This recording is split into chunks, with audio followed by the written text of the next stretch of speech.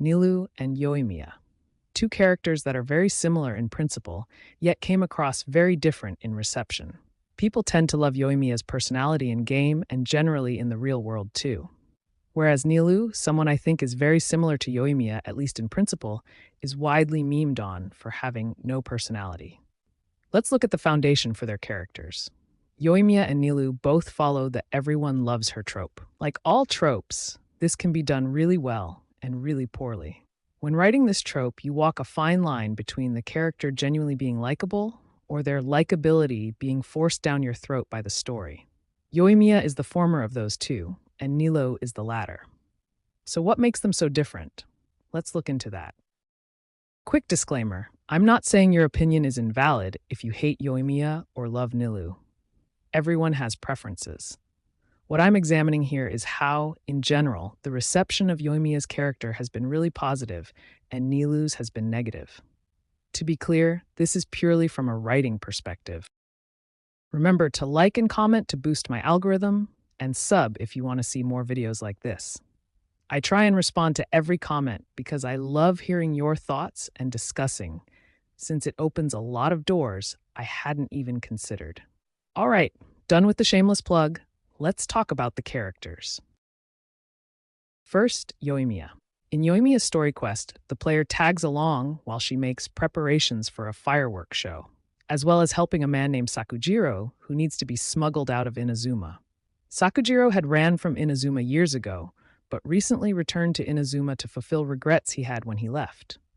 Now though, with the whole Sakoku degree going on, he is persecuted for smuggling himself in, and Yoimiya and Ko decide to help him escape again.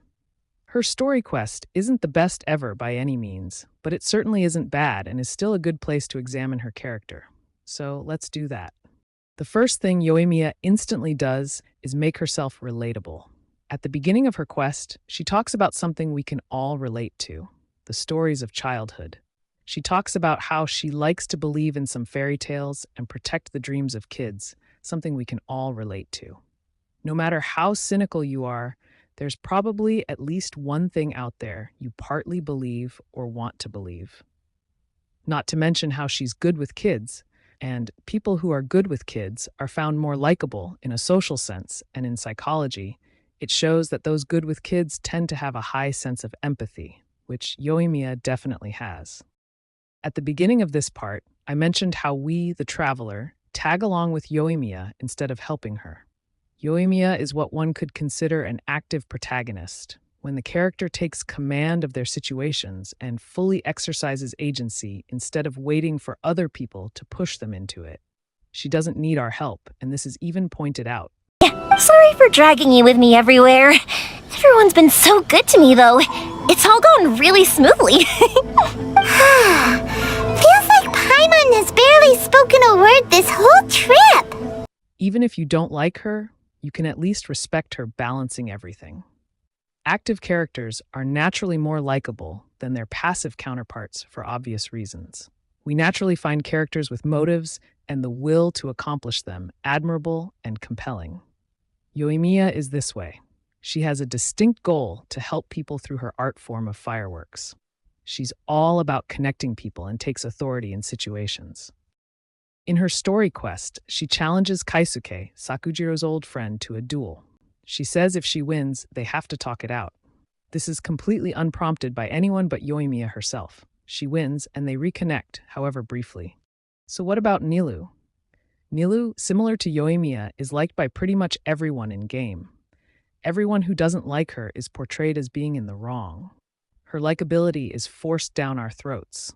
In Nilou's story quest, which is on record as being one of the worst in the game, we follow Nilou trying to save the shutdown of Zubair Theater.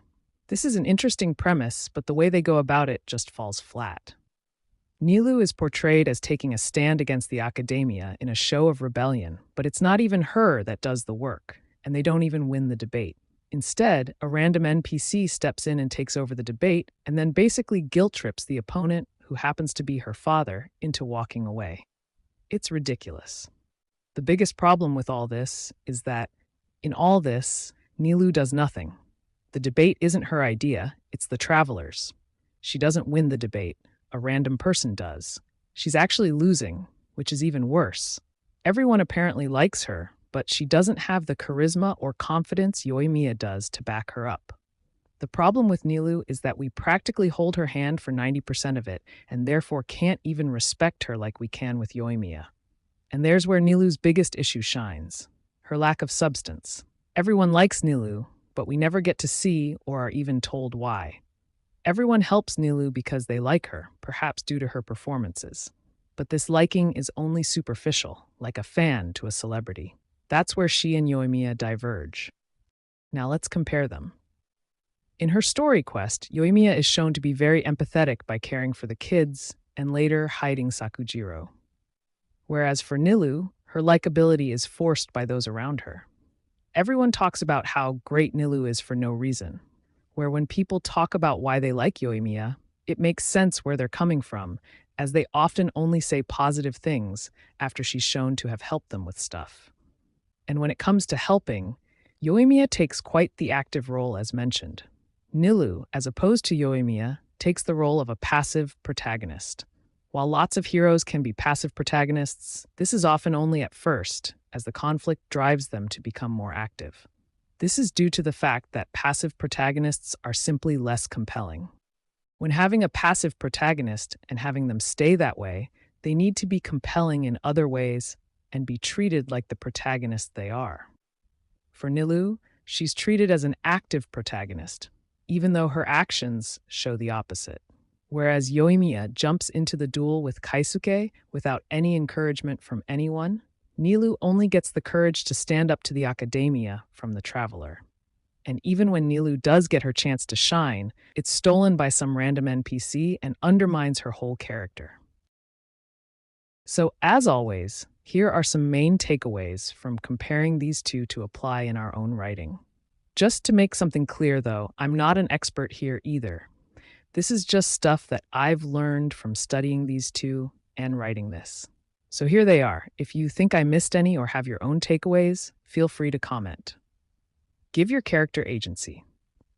Active protagonists like Yoimiya are more compelling because they take charge of their circumstances. They have clear goals and actively work towards them without waiting for others to push them into action. This shows determination and leadership qualities that can make a character more likable. 2. Give your audience a reason to like them. Avoid superficial admiration or forced likability. Characters like Nilou, who are liked by everyone without clear reasons or demonstrated actions, can come across as shallow. Show why characters are likable through their actions, decisions, and the impact they have on others. 3. Let your characters face their conflicts and grow from them. Passive protagonists can evolve into more active and compelling characters when they face challenges that push them to grow. Nilou's lack of development or active engagement in her own story detracts from her likability. Characters should face meaningful challenges that drive their development. Thank you if you've made it to the end. I want to express so much gratitude for all the support I've been receiving in the last week. It's actually insane. I've nearly doubled my sub count, so thank you all so much. And hey, if you like this too, you could also sub. I've also linked my video essay playlist in the description, so if you enjoyed this, go check that out for similar content. All right, I won't keep you any longer. Have a good day, afternoon, evening, or night, wherever you are, and hope to see you in the next one.